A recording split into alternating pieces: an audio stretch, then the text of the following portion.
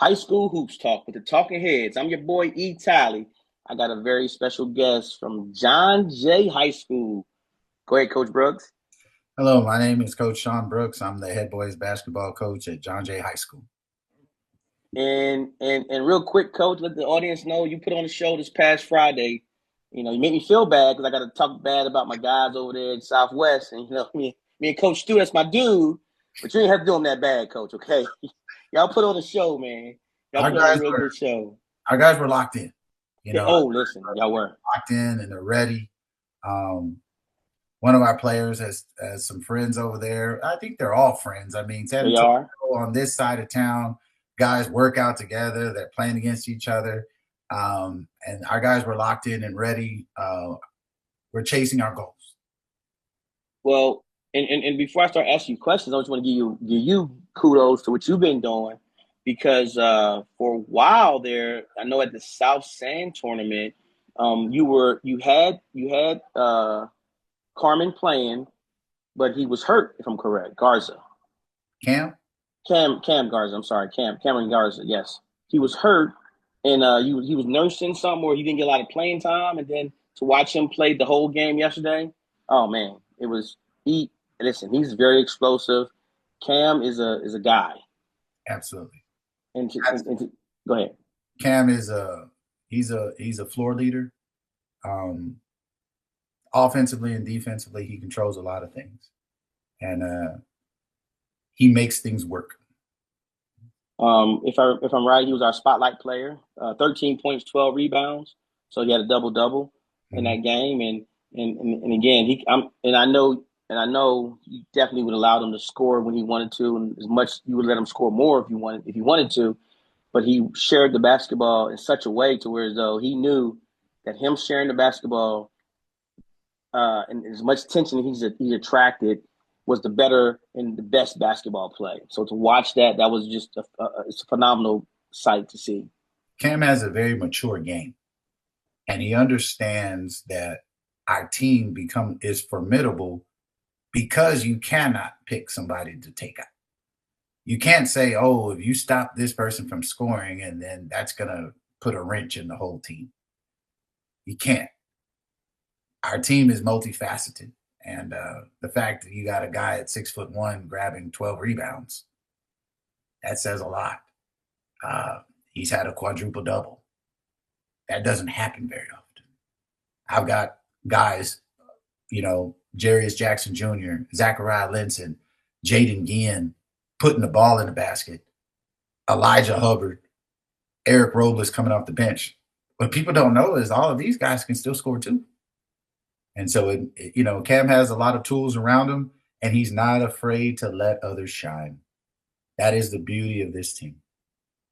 Yes, they are, and like I was telling you a little bit, Super Sports Media, we did a ranking in the city, and Cam had to, and I wish he would have reminded me earlier, but he reminded me over the summertime that you guys took out a few teams that was ranked above you guys, and he reminded me of that, and I said, oh, you know what? I remember that too.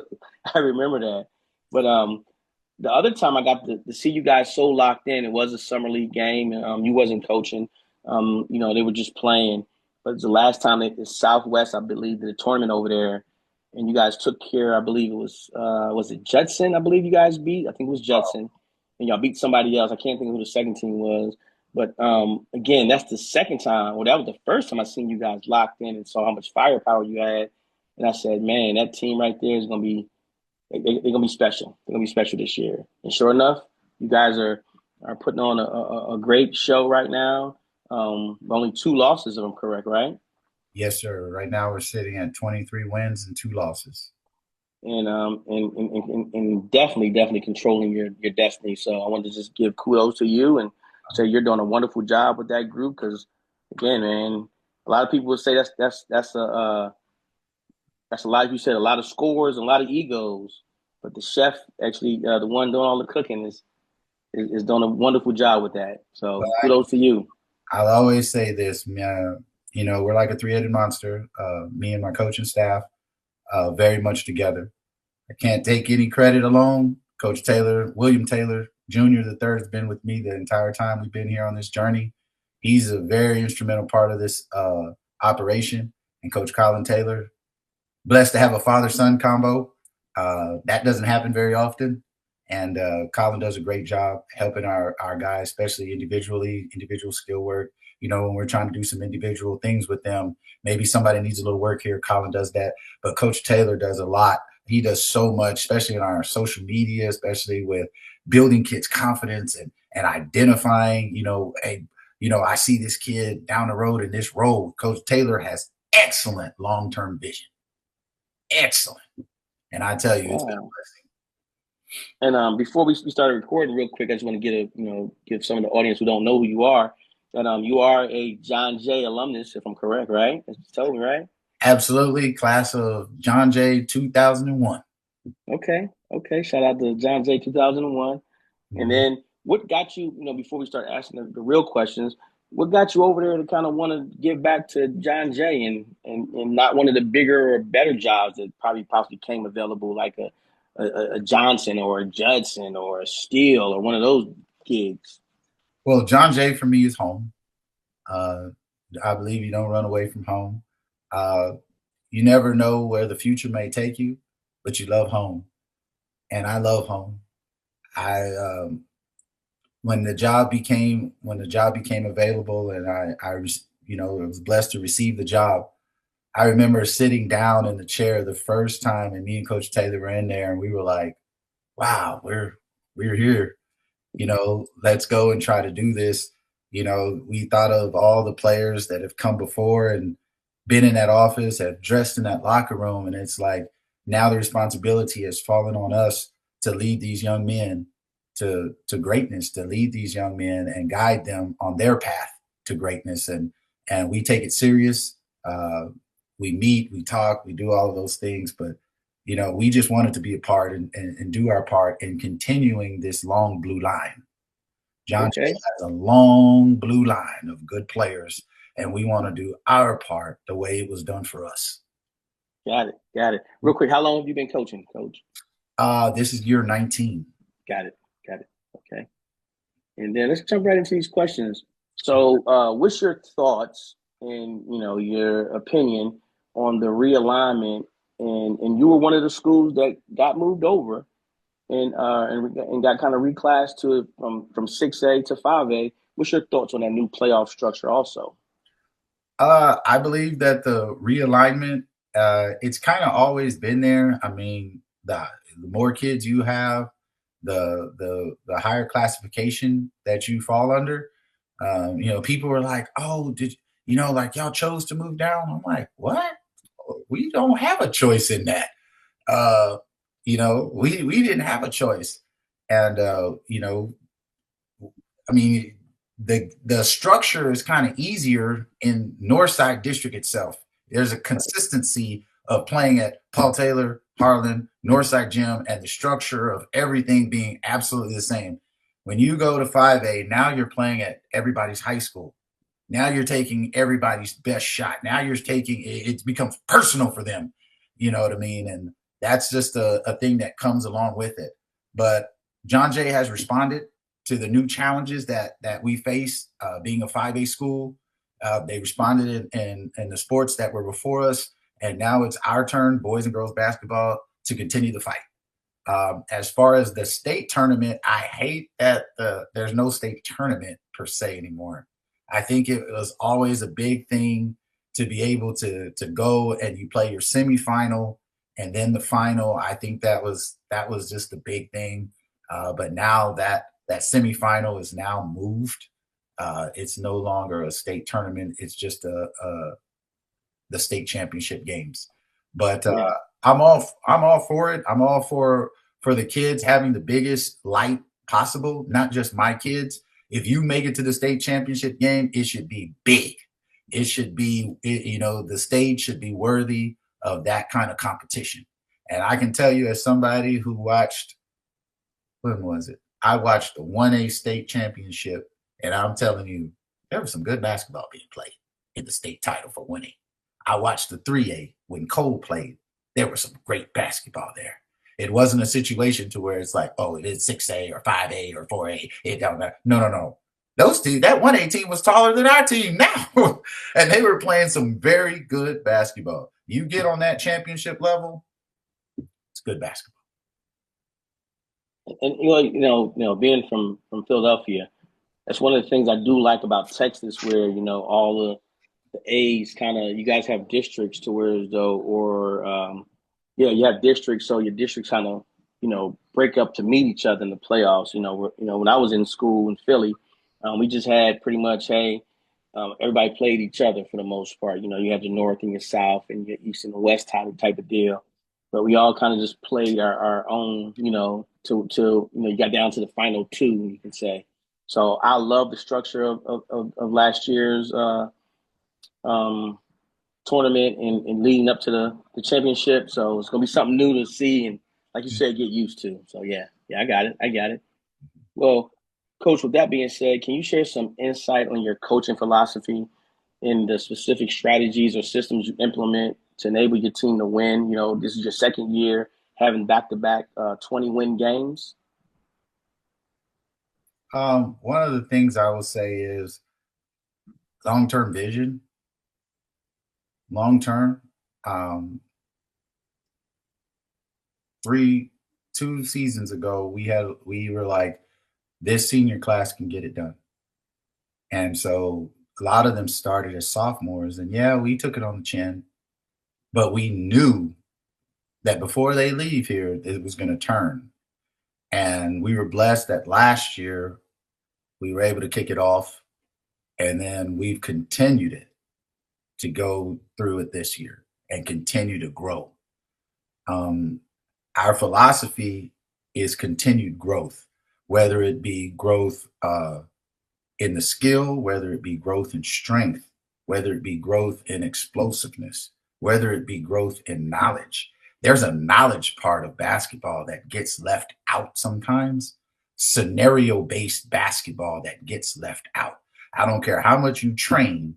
If you're not constantly looking at the scoreboard to know time scenario, what good is it? If you don't know what to do and they're going against an even front zone or an odd front zone trap, you can't make that read. What good is it? And so there's a lot of knowledge-based things that get taught, and our guys have absorbed it and they learn it. A lot of times I don't have to tell them.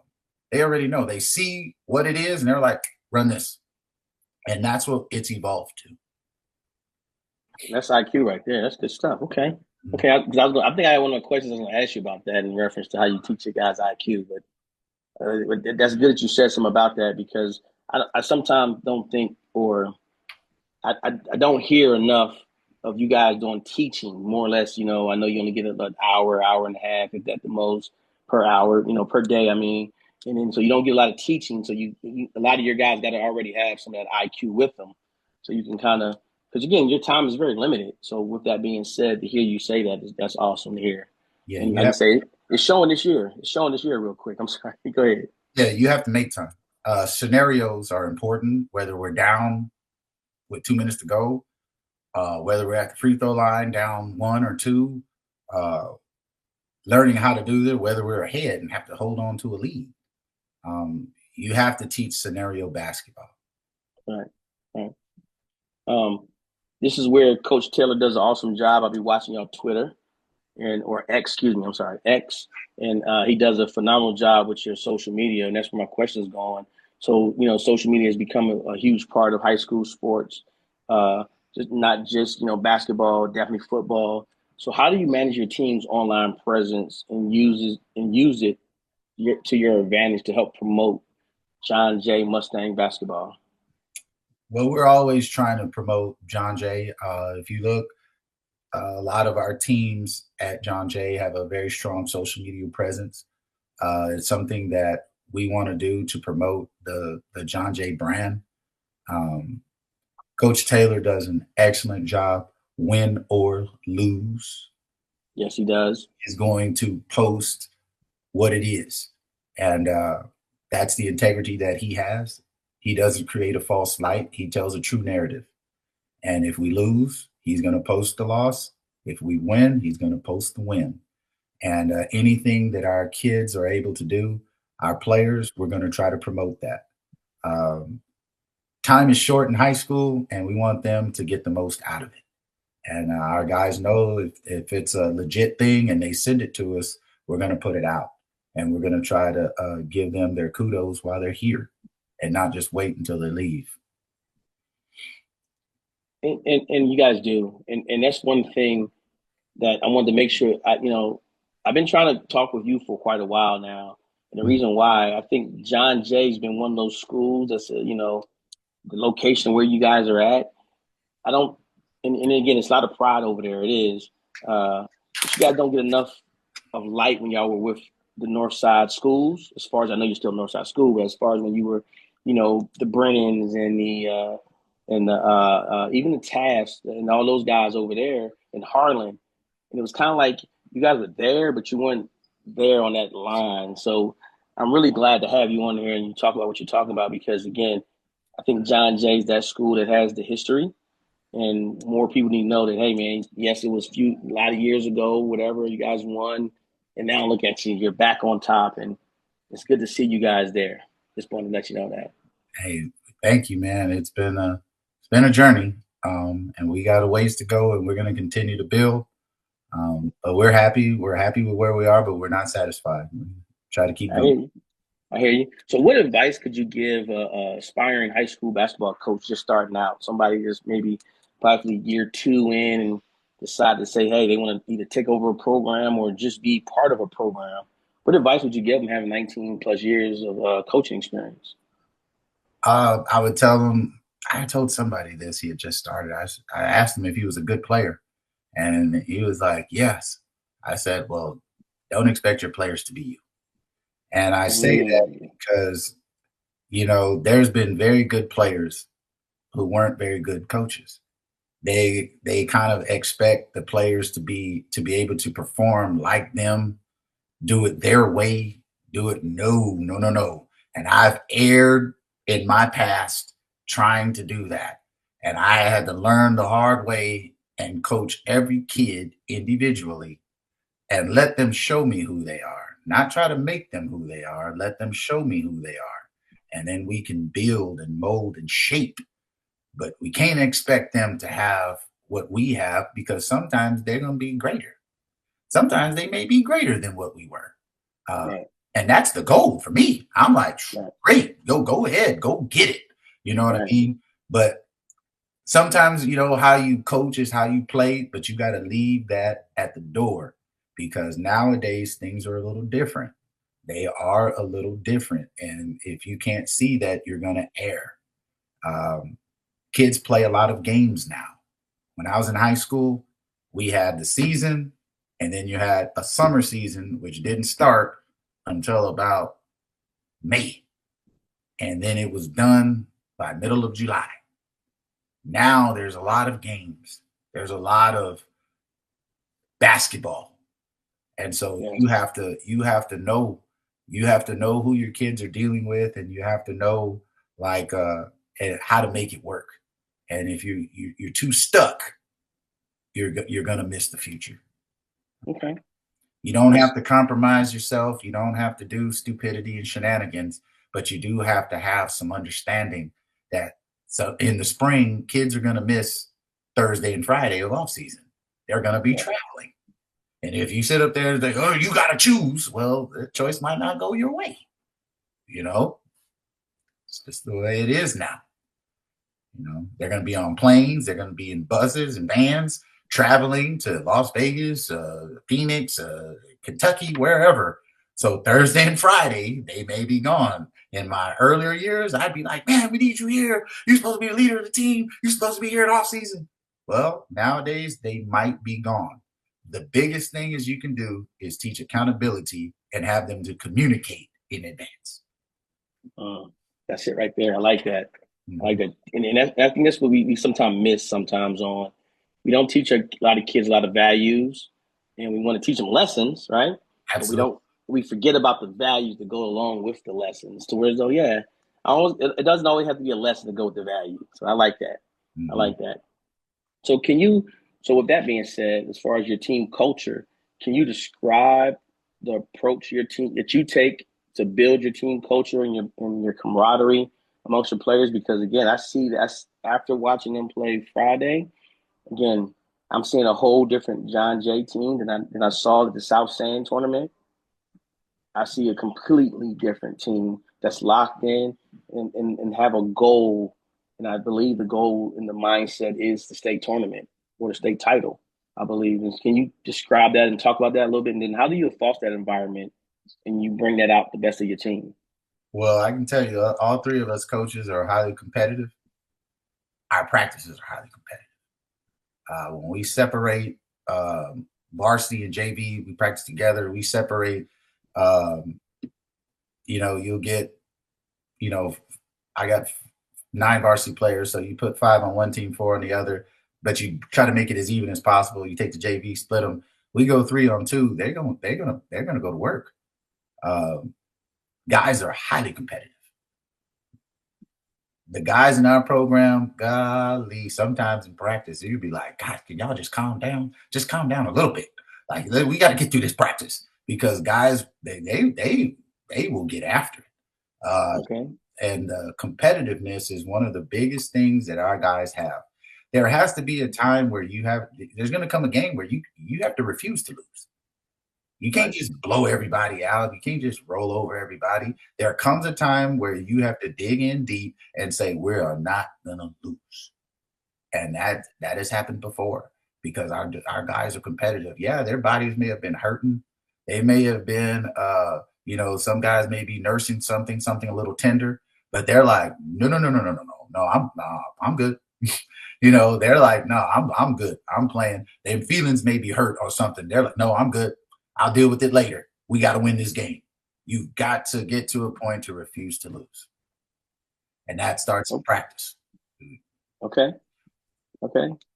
So how many feeder schools do you have feeding into John Jay, middle school wise? We have 2 feeder schools, Okay. Anson Jones and Rayburn Middle School.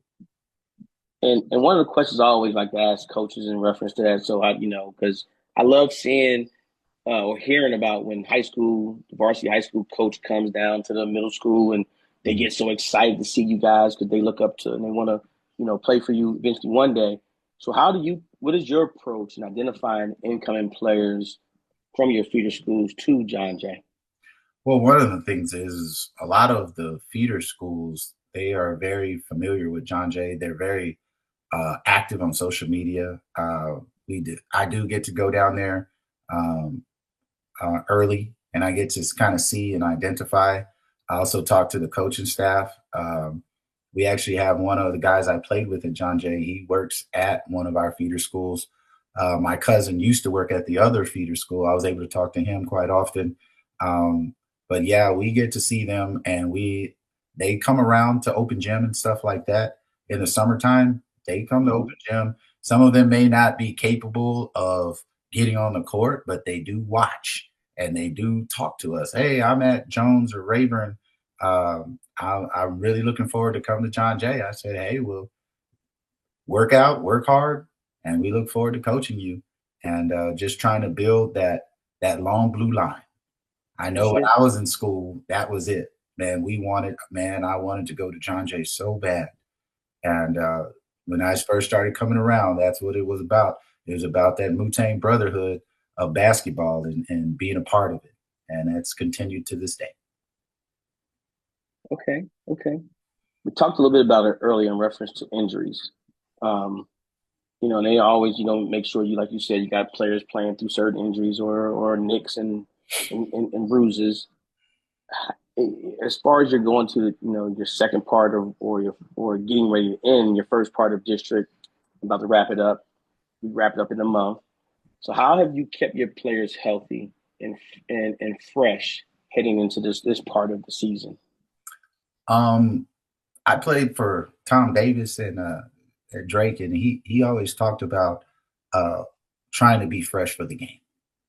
And so the day before a game, we have very focused practice, not as much banging practice.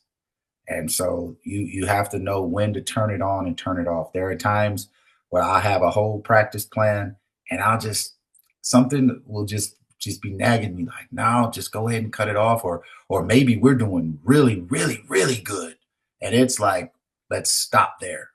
We can't do Mm, any better right now. right, right. And so you got to know when to turn it on and turn it off, when to have your players fresh, when to have them excited for the game, when to know to tell them, hey, you need to go and see Coach Carter and the trainers. You know what I mean? That way you stay fresh. Also, the weight room. The weight room is very important for injury prevention. You know what I mean? And you have to know how to do it right, because you can go in there and have them overdoing it and they can get injured, or you can slow play it and use it the right way, especially during the season. And we are very consistent in there. We live twice a week. So we play Tuesday, Friday. We live Wednesday, Saturday. And it's been very successful for us. Okay. So talking game plan right now, how do you look forward, or what are some of the things that you do to help your guys get ready for future opponents? Okay, well, 2 days before every game, very seldomly a day before, but we'll do a scouting report. I'll have it on the whiteboard in the locker room. That way, it'll stay up there until we're done playing them. That way, they can see it every single time they go in the locker room. And basically, what it is, it's going to say the guy's name, the main player, their height, their weight, position. It's going to say their stats. It's going to say their percentages, especially 3-point percentage. But beneath that, it's going to tell a little thing about what I see. And that to me is the big thing, because you can't sit up there and write down every single play, every offense. You can't do that. But a player's personal tendencies show regardless of the offense. Mm-hmm. If they're only right-handed, they're only right-handed in a flex. If they're only left-handed, they're only left-handed in the dribble drive. If they're not ball tough, they're not ball tough in any offense. And so that's the thing that we're going to talk about, is how to guard them. Regardless of whatever they do, their tendency, they will resort to their tendency. They will go back to it. If they're a guy who likes to shoot from deep, we're going to know that, and we're going to try to take that away. If they're a person who likes to shot fake into a 1 to 2 dribble pull up, we're going to know that. If there's somebody who likes to, the big one is to take a dribble, get cut off, and they go automatically into a spin. We're going to be ready for that regardless of the offense. And so that is the biggest thing for us, is player tendencies. Well, I saw you doing it this past Friday, so that makes a lot of sense. What you just that makes all the sense in the world, because you didn't let you really frustrated Trey Martin on that spin he has, and every time he tried to go to it, you had somebody there. So okay, Trey's a very good player. yes, he is. We had to really get ready for Yes, you Southwest did. Tech. They're a good team, and Yes, a they lot of are. respect for them. And we wish them well going on. All right. So you guys are, a lot of people don't know this, but Texas high school UIL teachers excuse me, coaches are all teachers also. So how do you juggle all the high school responsibilities, coaching, and then the home life? How do you balance all that and make sure you have a healthy work life balance? That's a tough one. I will tell you, time management is crucial for high school coaches. Also, having a family-oriented office. I know there are some people who are like, nope, you can't have families in the office. This is a place where, no, no, no, no. When it's available, when school's not in session, we welcome our families to come.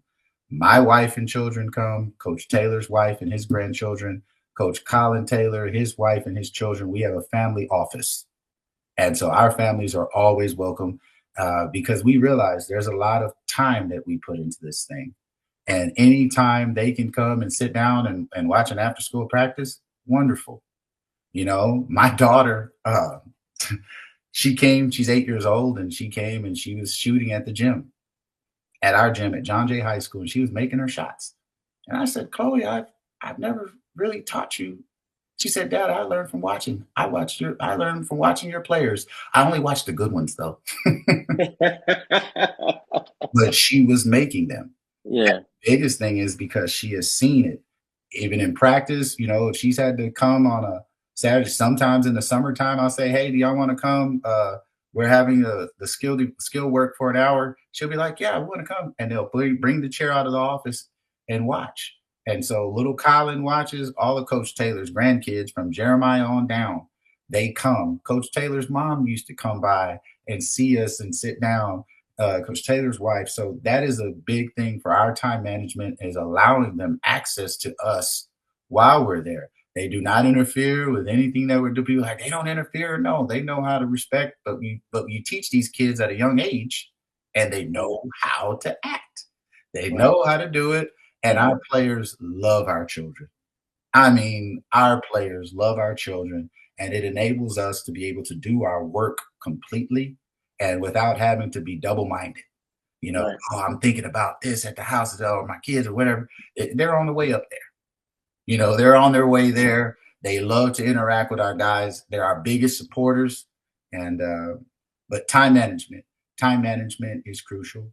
Uh, as far as your teaching, if you having to do lesson plans, you're having to do meetings, you need to have some sort of organizational pattern. That way you don't miss. You can't be so engrossed in the game and all of a sudden you're missing your department meetings. Can't do that. So I'm not going to ask you about the playoffs because I don't want you to look. I don't want to create any kind of bulletin board material for anybody. So I'm gonna skip that question asking you about that.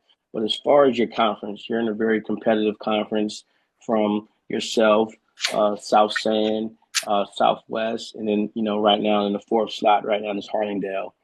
So with you being in that type of conference and you trying to just navigate through it, what are some of your biggest hurdles as you're dealing with all that, as you are trying to prepare for getting your guys ready to have that mindset that, hey, look, in a month, we will be in the playoffs? I think that in this district, there's a very big difference in the styles. And Northside, we were similar. We weren't too far apart. There's a gap in talent, you can say, but styles, it wasn't too far away. Most people were man teams. I mean, we were a man team all last year. I think we only played a few games zone, maybe one or two. We played man the whole season. That's just the way Northside. That was just the style that you kind of needed to play. It'll shoot you up. This year in the new district, there's a lot of differing styles. I can tell you that they're very aggressive defensively. You face a lot more full court defense, or a lot more pressure.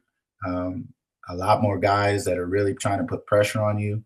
Offensively, it varies from stalling to trying to attack us in certain ways, or certain things that they're trying to do. It varies. The biggest thing we can do is try to prepare in advance and make the proper adjustments.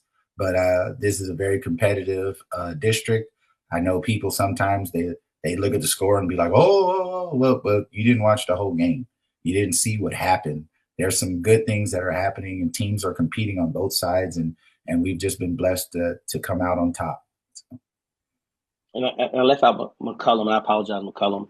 I didn't mean to leave you out. You got McCollum in the same district, so those are the top 5 schools. I just want to make sure I give kudos to all 5 teams in our conference right now, and they're really battling at it. And you don't know who the 4 are going to be, so I just wanted to make sure I threw McCollum in there.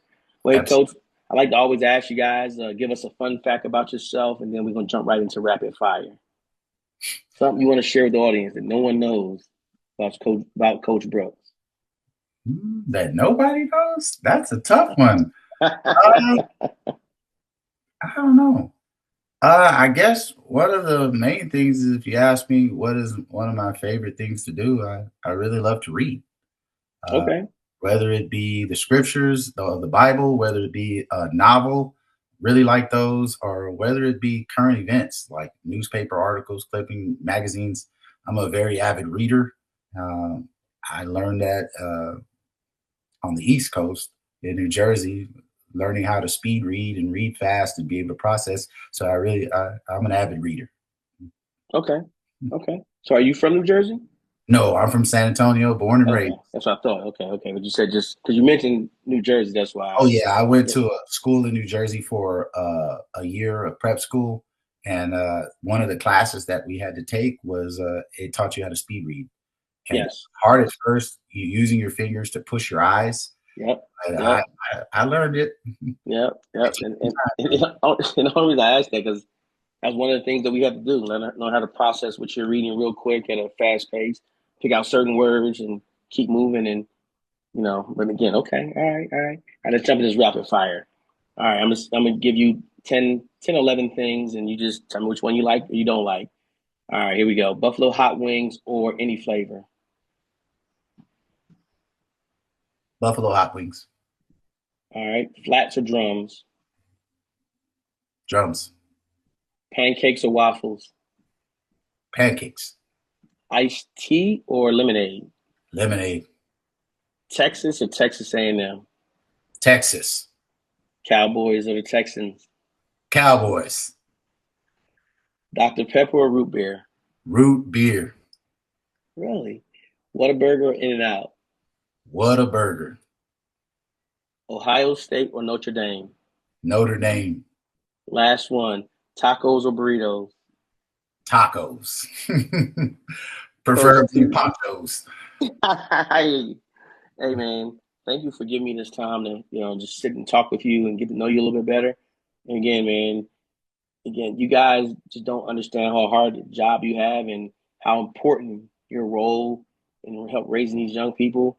And so my hat goes off and kudos to you. And like I told you earlier, if you ever need anything as far as one of your guys is reaching a milestone, please let us know. I'll make sure I make it in the building for you. Hey, thank you, and thank you for having me on your show, and thank you for all the work that you do in trying to broadcast high school sports and high school athletes here in San Antonio. It's greatly appreciated. All right, coach. Thank you again. All right, take care. You too. Bye bye.